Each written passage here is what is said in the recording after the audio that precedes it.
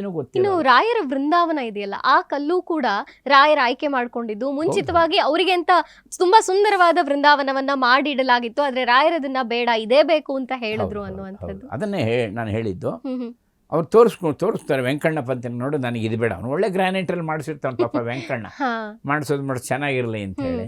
ಅವ್ರು ಹೇಳ್ತಾರೆ ಇದೆಲ್ಲ ಬೇಡಪ್ಪ, ನಾನು ಕರ್ಕೊಂಡೋಗಿ ತೋರಿಸ್, ಮಾರನೇ ದಿವಸ ಪಲ್ಲಕ್ಕಿಲ್ಲಿ ಹೋಗಿ ದೊಡ್ಡ ಬಂಡೆ ತೋರಿಸ್ತಾರೆ, ಇದರಲ್ಲೇ ಬೃಂದಾವನಕ್ಕೆ ಕಲ್ಲು ಮಾಡಿಸು, ಇದರಲ್ಲೇ ಆಗ ಅವ್ನು ಕೇಳ್ತಾನೆ, ಏನಿದು ಕಾಡುಗಲ್ಲಿದು, ನೀವೆಲ್ಲದಕ್ಕೂ ಹೇಳ್ತಿರಲ್ಲ ಗುರುಗಳೇ, ಇದು ಕಾಡುಗಲ್ಲಪ್ಪ, ರಾಮಚಂದ್ರ ಲಕ್ಷ್ಮಣ ಇಲ್ಲಿ ಕೂತಿದ್ದು 7 ಮುಹೂರ್ತ ಈ ಬಂಡೆ ಮೇಲೆ, ಇದು ಸಾಲಿಗ್ರಾಮದಷ್ಟೇ ಪವಿತ್ರ ಇದು.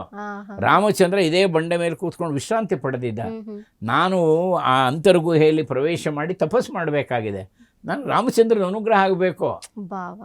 ನನಗೆ ಯಾರು ಅನುಗ್ರಹ ಮಾಡೋದು? ಭಗವಂತನ ಹೇಳ್ತಾರೆ, ನನಗೆ ಅನುಗ್ರಹ ಮಾಡೋನೇ ಭಗವಂತ.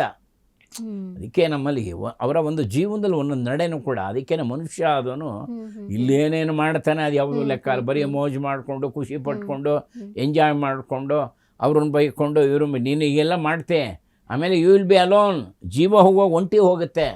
ಶಾಸ್ತ್ರ ಅವ್ರು ಹೇಳ್ತಾರೆ, ಮೃತಂಚ ಎನ್ನ ಮುಂಚತಿ ಸಮರ್ಜಯಸ್ವ ತದ್ಧನಂ. ನೀನು ಶರೀರ ಬಿಟ್ಟ ಮೇಲೆ ಯಾವ್ದು ನಿನ್ನ ಜೊತೆಗೆ ಬರುತ್ತೆ ಅದನ್ನು ಪಡ್ಕೋ.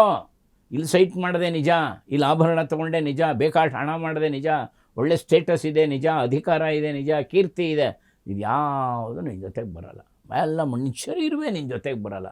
ಮೃತಂಚ ಎನ್ನ ಮುಂಚತಿ ಸಮರ್ಜಯಸ್ವ ತದ್ಧನಂ. ಯಾವುದು ನಿನ್ನ ಜೀವದ ಜೊತೆಗೆ ಬರುತ್ತೆ ಆ ಪುಣ್ಯ ಸಂಗ್ರಹ ಮಾಡ್ಕೋ. ಇಷ್ಟೆಲ್ಲ ಸಾಧನೆ ಮಾಡಿ ನೀನು ಅದನ್ನೇ ಮಾಡಿದೆ, ಅದು ಮಾಡಿದೆ, ಇದು ಮಾಡಿದೆ, ಏನಾಯಿತು? ಯಾರಿಗೂ ನಿನ್ನ ಕೈಗೆ ಸಿಗೋಲ್ಲಪ್ಪ ಅದು.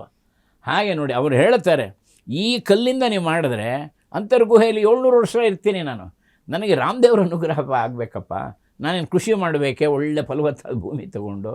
ಇದು ಹೇಳಿದ್ಮೇಲೆ ಆ ವೆಂಕಣ್ಣನ ಕಣ್ಣಲ್ಲಿ ಆನಂದ ಬಾಷ್ಪ ಬಂದಿದೆ. ಏನು ಗುರುಗಳ, ಅವ ಏನು ಗೊತ್ತು ಪಾಪ, ಇದೆಲ್ಲ ಇತಿಹಾಸ ರಾಯರಿಗೆ ಗೊತ್ತು, ಅಪರೋಕ್ಷ ಜ್ಞಾನಿಗಳು ಅವರು.